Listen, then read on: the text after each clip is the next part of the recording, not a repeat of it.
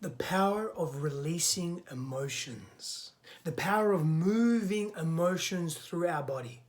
Not suppressing them, not denying them, not thinking that we are weak for having emotion and then wanting to express it, but rather healthy channels of directing emotion. Now, this is important because equally, if we are reactive with our emotions and we just let them go and we're aggressive and overt with them, that can be just as harmful as if we withhold our emotions, completely withhold our emotions and suppress them and push them down, stuff them in our knapsack and carry that heavy load for years and years and years. Similarly to if we're leaky with our emotions, we don't have that control, not so much in the overt aggressive way, but in the meek and passive way, where we're in this constant state of depression and not feeling connected to ourselves and our bodies and the people in our lives. You know, releasing emotions is and releasing feelings from the body and actively doing this is like it's like going to the toilet and urinating and then drinking more water because we need water to survive and then urinating again. It's this release. This constant release is necessary. So, you know, we don't just do an anger burner. We don't just release our emotions once and then we're done with it. It's just a constant practice, like, again, going to the toilet. You're always going to drink more water, like you're always going to have new experiences with people, in relationship. You're going to be triggered. Old wounds are going to come up. Past pain is going to be regurgitated sometimes. Someone may hurt you. You may hurt someone else. You may be caught in a situation that's just challenging. Literally holding onto your emotions is like drinking water consistently without then releasing that and not going to the toilet. That pain in your bladder, you're going to explode from within. You're going to implode. Think about that. So it's not a one and done thing with emotional expression.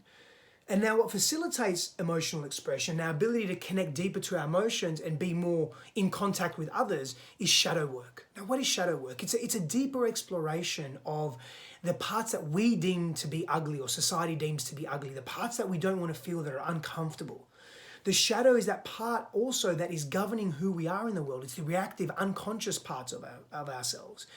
And it's the conditioned parts of ourselves that have formed patterns around how we need to be in the world, but we don't have conscious mastery over. Remember, the mind is like an iceberg. The conscious part is a few percent. You can see that, you can feel that, you're in contact and in touch with that. The rest of it, 95, 97% plus, is the unconscious self. And our beliefs, healthy and unhealthy, limiting and expansive, they go into this unconscious place. And so if we have a belief that we're not meant to emotionally express, or men don't express, or it's unsafe to express or emote, then we're going to come from that place. And all we're doing is suppressing. We're drinking lots of water because we're having new experiences often and often, but we're not going to the toilet. Now, that could be a little bit of a crude example, but I think it's a relevant one. I think it gives us an opportunity to actually go, am I constipated? Am I going to the toilet? I'm eating, I'm having all these experiences, but there's no outlet for them. Some of them are hurtful, some of them are painful. Now, not all of life is going to be difficult. Not all of life is going to be challenging and painful. However, we live in a society of quick fix, short-term gratification. We've got to make sure that we feel good. We've got to make sure that we feel good better and quicker and right now, because feeling bad or feeling sad or angry or frustrated or resentful or jealous, these are no-go zone feelings. Because society tells us to, because society shames us for having those feelings. You're depressed, take a pill. That will fix you, but you're not broken. So shadow work helps us explore these parts of us that are dictating how we behave in the world, that may be often giving us experiences of discomfort. So we have desirable and undesirable experiences and states. If you lined up 1,000 people and said, hey, who prefers happiness over deep sadness? Unless those people have a pathology, I'd say 1,000 out of 1,000 are going to say, hey, happiness over sadness. That doesn't mean sadness has no value and it doesn't deserve attention. It doesn't deserve to be, quote unquote, released and moved through you so that you can experience the next stage of your own evolution. It just means that it carries value. It's just not desirable to be in that state consistently. You know, when we don't acknowledge our feelings and our emotions and what we're experiencing within ourselves, and we suppress it and we say, oh, we're weak to feel that, or we should be stronger, we should be more resilient and tough. And I'm a big advocate of resilience and toughness, particularly for men when I'm working with men. Toughness, our ability to move through challenge, resiliency, our ability to recover from challenge, difficulty, pain, etc. These are very important aspects of our human self and our character. However, there is a time where we need to emote and express. And when we don't acknowledge these deep feelings that are painful and heavy sometimes, it's like a video game, we're never moving past level 2. So part of moving into level 3 from level 2 is the game, and you acknowledge that you just completed level 2. You just fought the big bad monster and you won.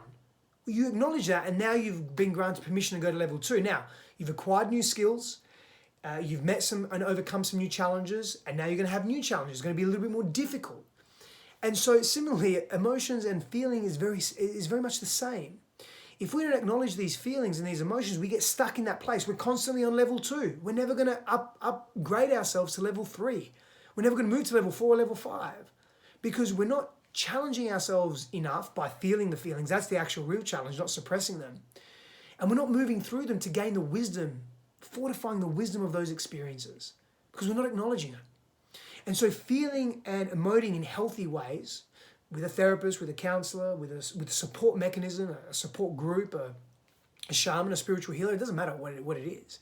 But someone that can facilitate that growth and help you move to the next level is going to open up your heart in a greater way. And again, if you're someone that's really overactive with your expression, like it's loose, it's either aggressive or just consistently leaky, then you get to learn how to healthily emote by looking at those shadow aspects of self, like the insecurity, the low self-worth, that I'm not good enough, or I've got to people please, I've got to make sure everyone else is looked after but me. I don't get a chance to express myself. Where does that come from? And dealing with that in real time. So it's important to emote. And it's important to do it in a healthy way because it's part of the human condition. How and when you'll learn that over time as you practice more and go deeper into your own sense of self. Power and blessings to you. I'll see you soon.